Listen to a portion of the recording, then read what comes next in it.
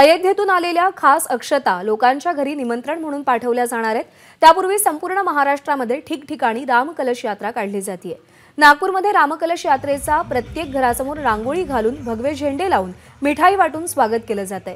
लोक श्रीरामाचा जयघोष करत वाजत गाजत या यात्रेमध्ये सहभागी होत आहेत। 1990च्या दशकात राम मंदिर आंदोलनामध्ये सहभागी झालेले आणि कार सेवेला गेलेले अनेक लोक जीवनात कधी असाही दिवस पाहता येईल असा विचार सुद्धा केला नव्हता, मात्र आज आपण राम मंदिर होताना पाहतोय अशी भावनिक प्रतिक्रिया देत आहेत।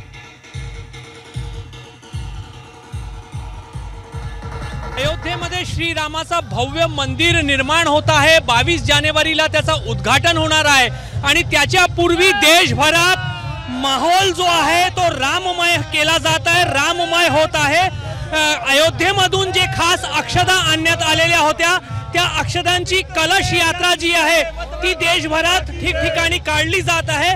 नागपूरच्या रामदास पेठ परिसरामध्ये आज सकाळपासूनच अशी भव्य कलश यात्रा जी आहे ती निघालेली आहे।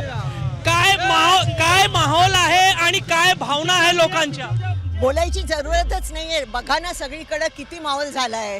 The magic of Ram, the magic of Ram.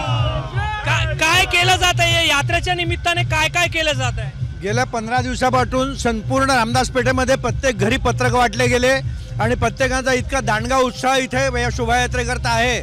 रामजीचा जो अयोध्येमध्ये जे प्राणप्रतिष्ठा 22 तारखेला होणार आहे त्यानिमित्त प्रत्येक घरी अक्षत वितरण पण होणार आहे।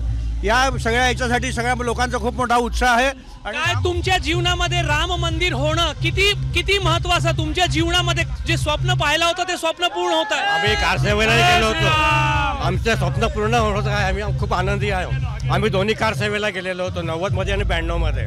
90 आणि 92ला जेव्हा कार सेवेला गेले होते कधी हा दिवस येईल विचार केला होता? कधीच नाही, पण आज खूप आनंद होतोय। मोदीजींमुळे हा दिवस पाहायला मिळाला आम्हाला। अयोध्येतून आलेली अक्षता जे आहेत ते लोकांच्या घरी निमंत्रण म्हणून पाठवल्या जाणार आहेत। त्याच्यापूर्वी त्या अक्षतांची कलश यात्रा जी आहे ती ठिकठिकाणी काढली जात आहे आणि त्याच्या निमित्ताने वस्त्यांमध्ये, गावांमध्ये, शहरांमध्ये राममय वातावरण जो आहे तो निर्माण होत आहे। कॅमेरामॅन अतुल हिडेसह रजत वशिष्ठ, एबीपी माझा, नागपूर। एबीपी माझा, उघडा डोळे बघा नीट।